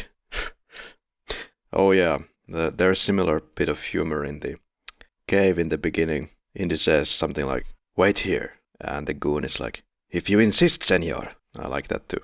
Also, now that you mentioned the cave dialogue, later on when the goon refuses to help Indy in order to steal the golden idol and goes, adios, senor, and later on Indy remarks, adios, stupido. I thought that the line is stupido as well, but then I look at my subtitles and let me see. The subtitles say adios, satipo. How boring, man. I guess the line is not stupido, but it's Satipo, which happens to be the name of the character in this film. But let me hear it again. I would still say it's stupido. That is my understanding also. And if I remember correctly, the Finnish subtitle track does support that. Yeah, that's how it was. What came from TV and it was recorded VHS as well. Favorite kill? I would pick the whole trio, Belloc, Toth and Dietrich, as they die at the very end of the film. I sure as hell do love my melting and exploding skulls. Yeah, I'll just mention Toth because that's so legendary. That's the stuff of nightmares for a kid right there. Or then something to really get you interested in archaeology. The exploding heads. Precisely the exploding heads. Henrik, how do you take your soups usually? Do you take it with ape brains? Very good call, actually. I really did not wait for that reference. I guess, yeah, and before that I make my best effort to swallow whole fistful of snakes. Not for a fistful of dollars, but a fistful of snakes. Good call. I myself could try in this lifetime perhaps kind of a soup taken from the ape's brain, even though I kind of try to enjoy the vegan choices, especially when in Finland because it's so easy. But if there is no risk of contaminating my soul and my whole body with some kind of ape disease, then that's okay. It kind of would be one of those experiences you simply would have to try out, simply for the enjoyment of trying it out. If you are not from Finland, then I thoroughly recommend watching the first season of the Adventures TV series from Finland. If you find it with subtitles, I extremely recommend it. If you don't, then, well, I guess your hands are tied and you must watch the third season, where they speak English. Well, it did come out in DVD. Yeah. As far as I remember, those DVDs do have the English subtitle. Okay, makes sense. So first image that comes to mind would be Indy running away from the border during the temple escape at the beginning of the film. One of the most copied and borrowed scene in film history. Yeah, it's pretty much that. It's most likely that. But also when I think of this film, I could also go to the scene with the Turbo Man just about to punch into his face. But Henrik, which image best exemplifies this film? I would go with the jungle in the beginning. I, on the other hand, could pick the moment when Indy first enters the bar and Indy's shadow is cast on the wall. Yeah, like Steven Spielberg said, that there are a few characters that you can only show the shadow of and people know exactly what's going on or what it's related to. That's one of those is Indiana Jones, and one of them I guess is the E.T., maybe a couple of others. T-Rex. But yeah, those kind of shots and images are kind of a far and few between movies altogether. Yeah. What took us out of the Raiders of the Lost Ark? On my part, nothing. Absolutely fucking nothing. I was once again glued to the screen throughout the entire running time. Same feelings right here in the studio where we are starting to fall asleep. It's been a rough day. But it's getting close to midnight at the moment. What pulled us in? That's actually quite easy. I mean, there is a lot of things that can pull you in Riders, but if you would have to pick one and go with that, the most notable and most easiest would obviously be da-tra-ta-ta-tra. There's that. And also the kind of, I think it's a bit comedic when he's riding the statue in the Well of Souls. And da-da-da-da-da-da, but then it just ends after like 3 seconds. Yeah, it's extremely triumphant music playing around when basically things are more or less simply going straight to hell. What pulled me in particular? I don't know, I guess they could have kept the pace a little bit more going in the extremely long car chase near the end. But God damn it, there really is nothing wrong with the car chase. you get bunch of murder. You get that moment when Indy's been thrown through the windshield and has to hang on, the front of the car, and then in the nick of time, goes under the car and comes out of the other end and climbs back into the car. It's just pure, it's pure genius. Yeah, it's great. But if anything in particular, I guess I would just have to go with the beginning cave once again. Like said before, it is extremely strong sequence. Yeah. It's one of those ways, kind of a go-to example, how you should open your movie. Here are the keys to the back door of the editing booth, Henrik, and here are the scissors, and what would you cut or change? I would most likely, with those scissors, I would rather cut my own hand than mess with this film. I don't know. I mean, it's just right. I definitely wouldn't make it any longer. It's just fine as it is. Wouldn't touch it. Why? No reason. Henrik, would you recommend Raiders of the Lost Ark? What the hell do you actually mean would I recommend the Raiders of the Lost Ark? It's a goddamn Indiana Jones film. Of course I would fucking recommend Raiders of the Lost Ark. It's one of those films you just have to watch, and if you watch it at young age, it's even more better because it actually opens up the entire world for you and kind of gives you those first teachings that you need to learn to make your way in the world. When I first saw Raiders, I did know nothing about Holocaust, I did know nothing about World War II politics, or even really about Nazis. But I did watch Raiders of the Lost Ark, and I immediately picked up that punching the Nazi in the face is a goddamn good times. I can already hear the faults of this microphone. It's always falling into places. Oh, was it not falling just a minute ago? It was most definitely falling. Yeah.